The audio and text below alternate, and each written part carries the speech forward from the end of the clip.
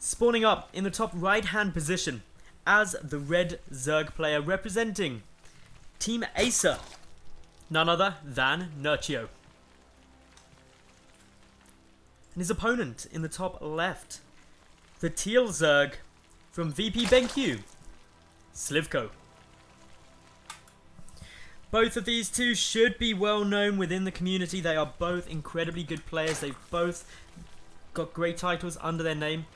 And well, it's definitely going to be a very interesting series. A lot of the players tonight in the Go for SC2 Monthly are Zerg, so expect to see quite a few Zerg games. That means lots of intense action, lots of close trades, some massive baneling hits, and probably quite a lot of muta-on-muta battles. These two are spawning up on the top of the map, so they are in the close positions, and they're even going to scout each other first very early because they're both sending their overlords the same way, which means that once you see vision of this overlord, you know where your opponent is. Very quick scout, but obviously these two playing relatively safely at the moment. Going for an early pull on Whirlwind when you don't know where your opponent's spawning would be a little bit crazy.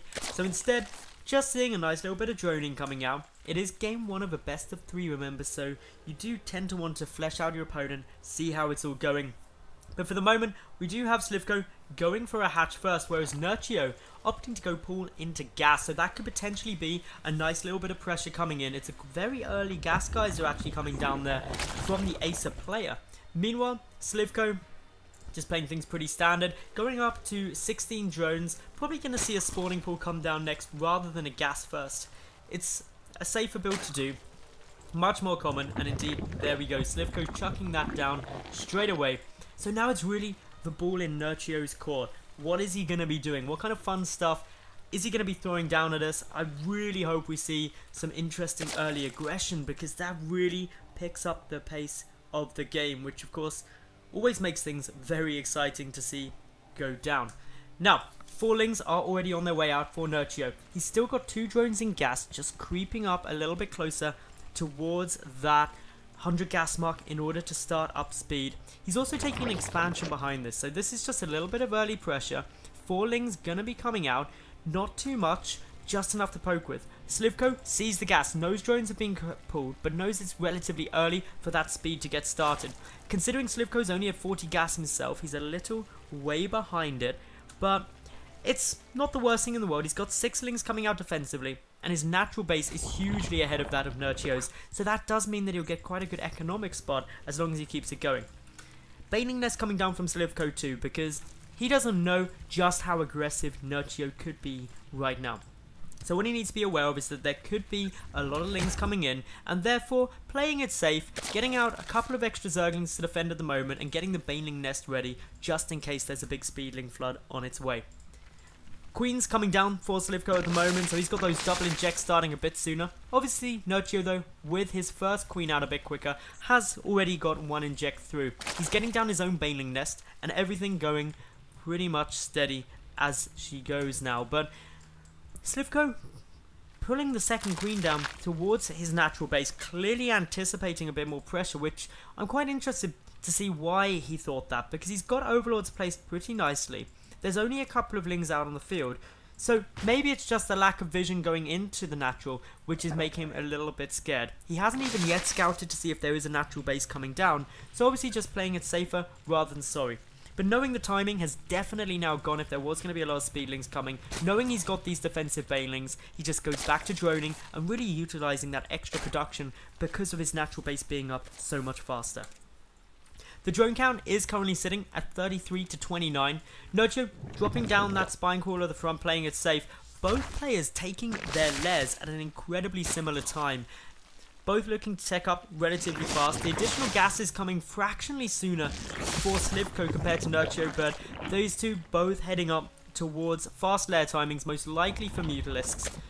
Both playing quite in the dark actually to what their opponent's doing. As you can see, very little scouting information has come down on either side. But sLivko now adding in his own spine crawler, making sure that he's going to be completely safe. So passive at the moment this game, and that's because they don't want to make any big risks. Teching up quickly is very common in high level ZvZ. Just knowing you're safe with good Overlord placement, which is really what we're seeing from both of these two, then actually that's when you know you're going to be perfectly safe. I love this positioning from sLivko's Overlords as well. He has got complete vision of any way that there could be something coming through, whereas Nerchio does have a couple of blank bits. He's keeping it nicely watched over here, but I'd be slightly concerned if Lings tried to slip through. One Ling though for Nerchio is going to get the scout down, sees the lair is done, sees the spire, and that is very powerful, but importantly, Nerchio has already got his own spire on its way out, and therefore he should be absolutely fine. He doesn't need to panic or anything like that. We see sLivko with 8 more Lings on the way is going to go and try and secure up a third base at the moment.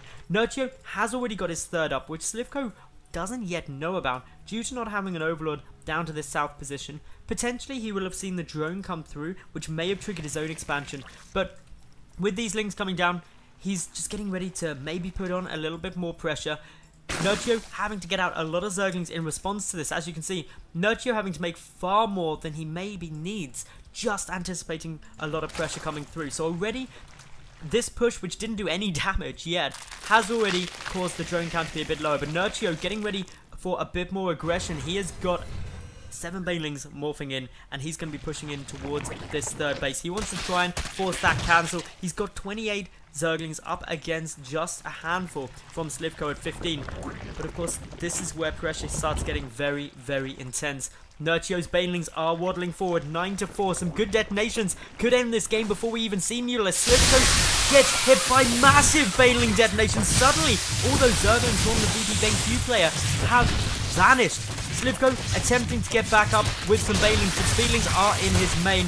Detonations can't really go down at the moment for Nerchio with only 1 Baneling. He's just trying to clear as much out as he can. So many drones going down here. This is not a good position for sLivko. Yes, Mutalisks are on their way, but unfortunately, with a lot of damage being done to the drone count, this is very painful for sLivko. Nerchio has his own Mutalisks out on the field already, and they're being used offensively. They're picking up some Overlords. Not that a supply block is any concern to sLivko at the moment, but the lack of vision certainly will be.